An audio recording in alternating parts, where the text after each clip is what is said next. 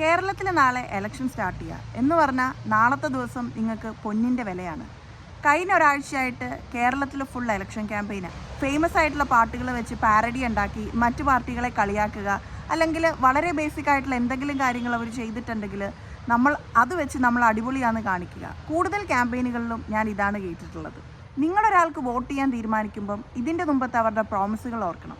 എത്ര പ്രോമിസസ് അവർ കീപ്പ് ചെയ്തിട്ടുണ്ട്, അതോ കൂടുതൽ പ്രോമിസുകളും ആരും കേൾക്കാതെ എവിടെയെങ്കിലും ആയി പോയിട്ടുണ്ടോ? ചെറിയൊരു തീരുമാനം എടുക്കുമ്പോഴും അതിൻ്റെ അഡ്വാൻറ്റേജസും ഡിസഡ്വാൻറ്റേജസും ഒക്കെ 100 വട്ടം അങ്ങോട്ടും ഇങ്ങോട്ടും ആലോചിച്ചെടുക്കുന്ന ആളാണ് മലയാളികൾ.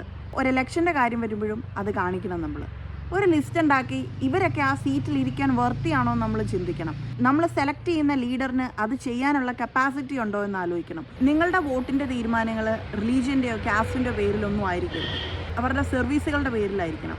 നിങ്ങളുടെ ടാക്സ് പെയർ എമൗണ്ടിൽ നിന്നാണ് ഈ പറയുന്ന ഓരോ സർവീസിന് കാശ് പോകുന്നതും ഈ ഓരോ ഇലക്ഷനുകൾ നടക്കുന്നതും. So B A responsible voter.